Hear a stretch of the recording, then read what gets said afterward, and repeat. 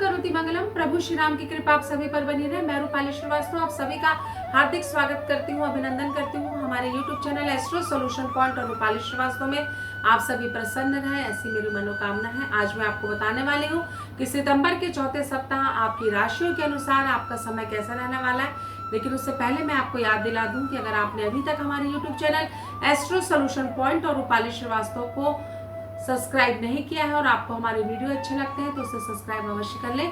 साथ ही साथ अगर आप मुझसे पर्सनल अपॉइंटमेंट लेना चाहते हैं तो आप स्क्रीन पर दिखाए हुए नंबरों पे कॉल कर मुझसे अपॉइंटमेंट भी ले सकते हैं। तो चलिए चर्चा करते हैं सबसे पहले मेष राशि की। तो जिनकी राशि मेष है, सितंबर के चौथे सप्ताह आपको काफी मानहानि हो सकती है, आपका स्वास्थ्य खराब हो सकता है, साथ ही साथ आपका कई लोगों के साथ मनमुटाव हो सकता है जिससे कि आपको समस्याएं बढ़ सकती हैं। तो जीवन में इस परिस्थितियों से निकलने के लिए शांत रहें, वाणी पे संयम रखें, अन्यथा आपको नुकसान हो सकता है। वाहन भी देख समझकर धीरे चलाएं। एक्सीडेंट के योग भी मुझे आपके बनते हुए नजर आ रहे हैं। तो चलिए चर्चा करते हैं वृषभ राशि की। तो जिनकी राशि वृषभ है, सितंबर का आखिरी सप्ताह आपके लिए काफी पॉजिटिव वाइब्रेशन लेके आएगा। आपको रुका हुआ धन प्राप्त होगा, आपके जीवन में सुख समृद्धि बढ़ेगी, साथ ही साथ आपके कार्य की प्रबलता आपकी कुशलता को आगे लेकर जाएगी। लोगों का सहयोग आपको प्राप्त होगा। संतान पक्ष को लेकर काफी आपको पॉजिटिव परिवर्तन महसूस होगा। घर का वातावरण काफी सौहार्दपूर्ण रहेगा और आपके जीवन में आपके कार्य में आपको कई सारे अवसर प्राप्त होंगे। तो चलिए चर्चा करते हैं मिथुन राशि की। तो जिनकी राशि मिथुन है, सितंबर के चौथे सप्ताह आपको काफी पॉजिटिव वाइब्रेशन के साथ आप अपने जीवन पर आगे बढ़ेंगे। परिवार का सहयोग आपको प्राप्त होगा। विद्यार्थियों के लिए भी ये समय अच्छा है, कैरियर की दृष्टि से भी ये समय अच्छा है। आपको कार्य में कुशलता मिलेगी, साथ ही साथ सहयोग आपके जीवन में बहुत आपको आगे बढ़ने की प्रेरणा देगा। आपको लोगों का आशीर्वाद भी प्राप्त होगा जिसके कारण आप अपने जीवन में सुख समृद्धि सौभाग्य को लेते हुए आगे बढ़ेंगे। साथ ही साथ कार्य में सफलता और प्रसन्नता भी आपको प्राप्त होगी। कर भला तो हो भला के सिद्धांत पर आप जीवन में आगे बढ़ें, आपको निरंतर उन्नति के अवसर प्राप्त होंगे। तो चलिए चर्चा करते हैं कर्क राशि के जातकों के विषय में। तो जिनकी राशि कर्क है, सितंबर के चौथे सप्ताह आपके जीवन में थोड़ी सी स्थिति परिस्थिति आपके विपरीत हो सकती है। स्वास्थ्य आपका अप डाउन हो सकता है, मन आपका विचलित हो सकता है, संतान को लेकर आपकी चिंताएं बढ़ सकती हैं और किसी प्रॉपर्टी को लेकर भी आपकी विवादित स्थिति हो सकती है। क्योंकि आपको शनि की 7.5 की ढैया चल रही है तो आपको थोड़ा सा अपनी वाणी पे भी संयम रखना चाहिए। कर्मों पर भी आपको एक वाइब्रेशन का ध्यान देना चाहिए। शब्दों का प्रयोग आपको बहुत सोच समझ कर करना चाहिए, अन्यथा आपको नुकसान हो सकता है। तो चलिए चर्चा करते हैं सिंह राशि के जातकों के साथ सितंबर के चौथे सप्ताह क्या क्या होने की संभावना है। आपके कार्य में आपको बढ़ोतरी होगी, लाभ होगा, लोगों का सहयोग प्राप्त होगा। बहुत दिनों से अगर आपका कोई कार्य रुका हुआ था उसके होने की प्रसन्नता आपके मन पर दिखाई देगी।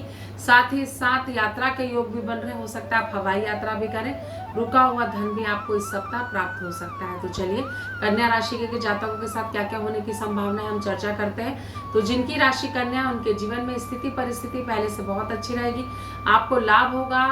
साथ ही साथ स्वास्थ्य को लेकर थोड़ी चिंता हो सकती है, अचानक आपको यात्रा करनी पड़ सकती है, थोड़ा सा धन की कमी भी आपको विचलित कर सकती है। थोड़ा सा सावधान रहें और अपने कार्यों पर एक विशेष ध्यान दें, नहीं तो आपको समस्या आ सकती है। तो चलिए चर्चा करते हैं तुला राशि के जातकों के विषय में। तो सितंबर माह में जो तुला राशि के जातक है उनके जीवन में उतार चढ़ाव की स्थिति बनेगी। आपका मन काफी विचलित हो सकता है, आपके कई निर्णय गलत हो सकते हैं जिसके कारण आपको समस्या आ सकती है। साथ ही साथ कार्य में प्रसिद्धि पाने के लिए आपके लिए जरूरी है कि आप अपने कार्य को मन लगाकर करें, अन्यथा आपको नुकसान हो सकता है। तो चलिए चर्चा करते हैं वृश्चिक राशि के जातकों के साथ सितंबर के चौथे सप्ताह क्या क्या हो सकता है।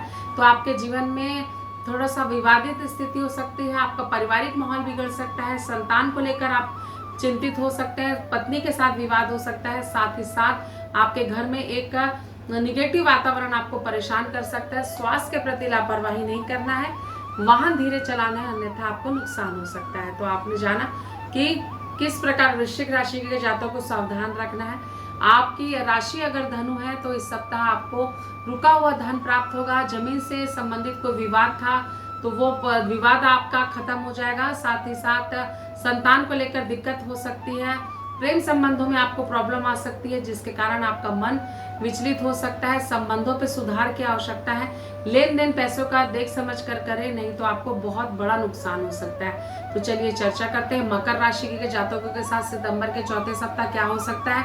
आपको एकाग्रता की बहुत जरूरत है। कैरियर पर फोकस करें, व्यर्थ के विवाद से दूर रहें, अपने नैतिकता पर विशेष बल दें, सामाजिक स्थिति को मजबूत करें और व्यर्थ के विवादों से और वाणी में संयम रख के जीवन पर आगे बढ़े। तो चलिए चर्चा करते हैं कुंभ राशि के जातकों के विषय में। तो जिनकी राशि कुंभ है उनकी स्थिति पहले से काफी परेशानी भरी हो सकती है। पैसों का खिंचाव आप इस सप्ताह महसूस करेंगे। कार्य को लेकर भी विफलता आपको परेशान कर सकती है। साथ ही साथ संबंधों को लेकर भी आपकी दिक्कतें बढ़ सकती हैं। घर में एक विवाद की स्थिति हो सकती है, जिससे आपका मन हताश हो सकता है। जीवन में कुछ भी करने के पहले ये सोच लें कि आप क्या कर रहे हैं और किस डायरेक्शन में कर रहे हैं, अन्यथा आपको नुकसान हो सकता है। साथ ही साथ किसी व्यक्ति की चिंता भी आपको बहुत परेशान कर सकती है और किसी प्रिय व्यक्ति से बिछड़ने की स्थिति भी आपके स्वास्थ्य को काफी प्रभावित कर सकती है। तो सोच समझकर जीवन में निर्णय लें, क्योंकि जीवन आपका है, समझना भी आपको ही है। तो चलिए चर्चा करते हैं मीन राशि के जातकों के विषय में कि मीन राशि के जातकों के साथ क्या क्या होने की संभावना है। तो जिनकी राशि मीन है उनके जीवन में कार्यों में रुकावट आएगी, धन की समस्या बने रहेगी, स्वास्थ्य में भी आपको समस्या आ सकती है। लेकिन अगर बहुत दिनों से आप संतान की इच्छा रखते थे तो आपको संतान प्राप्ति के योग बन सकते हैं।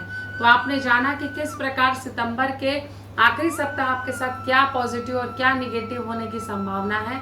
हमारे जीवन में जो हम कर्म करते हैं उससे हमारे भाग्य का निर्माण होता है। तो निरंतर कर्म करते रहें, भाग्य को प्रबल करने का प्रयास करें, तो आप जीवन में जरूर सफल होंगे। आप सभी स्वस्थ रहें, प्रसन्न रहें। इन्हीं शुभकामनाओं के साथ नमस्कार।